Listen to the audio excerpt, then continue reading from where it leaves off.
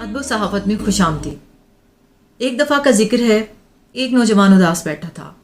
پاس گزرتے ایک بزرگ نے رک کر پوچھا کہ تم اتنے اداس کیوں ہو؟ تو نوجوان نے کہا کہ کیا بتاؤں، میں نے زندگی میں بہت خواب دیکھے تھے۔ میں پڑھ لکھ کر انجینئر بننا چاہتا ہوں، لیکن میرے پاس وسائل نہیں ہیں۔ میرا کوئی خواب پورا نہیں ہوا، میں اس لیے اداس ہوں، اور اب تو ایسے لگتا ہے جیسے سب خواب مر گئے ہیں۔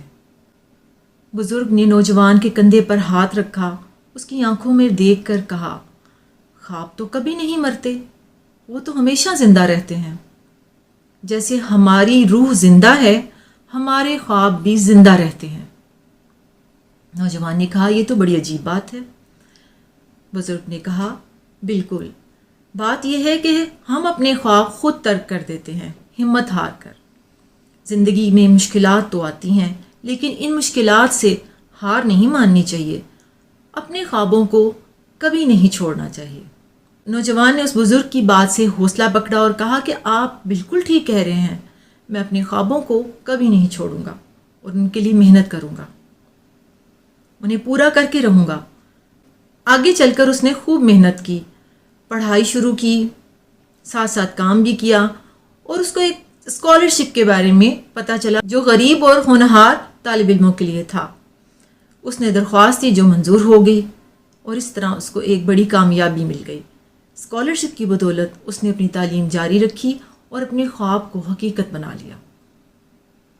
یہ ایک فرضی کہانی تھی، لیکن تاریخ گواہ ہے کہ جن لوگوں نے اپنے خوابوں کو مرنے نہیں دیا، وہی زمانے کے رنگ بدل گئے۔ اب میں ایسے حقیقی کرداروں کے نام یاد کراؤں گی جنہوں نے اپنے خوابوں کا پیچھا کیا اور انہیں اپنی زندگی کا مقصد بنا لیا اور ایک دن کامیاب ہوئے۔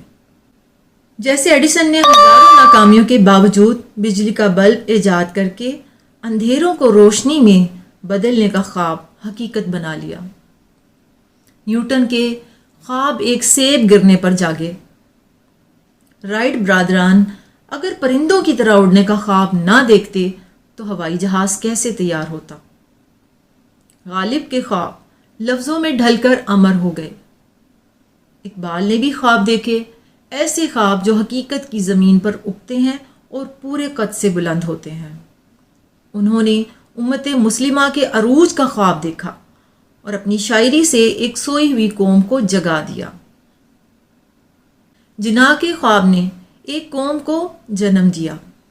ہیلن کیلر نے نابینا اور بہرا ہونے کے باوجود علم و دانش کی دنیا میں اپنی شناخت بنائی، عام آدمیوں سے زیادہ کتابیں پڑھی، اور یہی نہیں، وہ 7 کتابوں کی مصنفہ بھی ہیں۔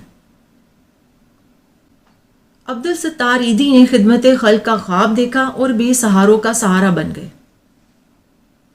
ڈاکٹر رتھ فاؤ پوری زندگی جذام کے خاتمے کے لیے لڑتی رہیں اور کوڑیوں کی مسیحا بن گئیں۔ یہ وہ لوگ تھے جنہوں نے اپنے خوابوں کو اپنا مشن بنایا، جنہوں نے اپنی مشکلات کو شکست دی، اپنی کمزوریوں کو طاقت میں بدلا اور اپنے خوابوں کو حقیقت میں ڈھال لیا۔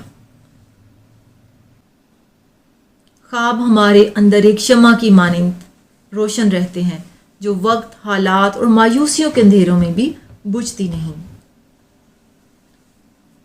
لیکن یاد رکھیں، خواب حقیقت پر مبنی ہونے چاہیے۔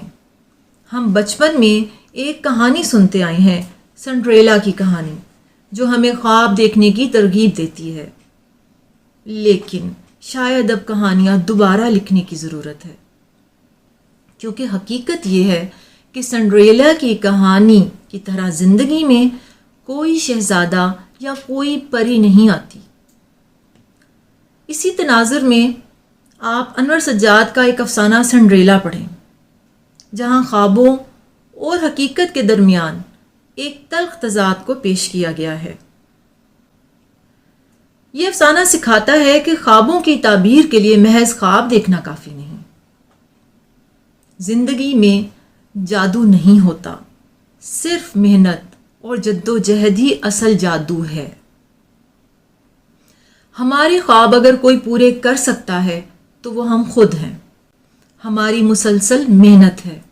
خوابوں کی تعبیر کے لیے خود ہی محنت جدوجہد اور ثابت قدمی کے ساتھ بڑھنا پڑتا ہے۔ پریوں کی کہانی میں سب کچھ آسان ہے، مگر اصل دنیا میں کامیابی انہی کو ملتی ہے جو اپنے خوابوں کے پیچھے دل و جان سے لگتے ہیں۔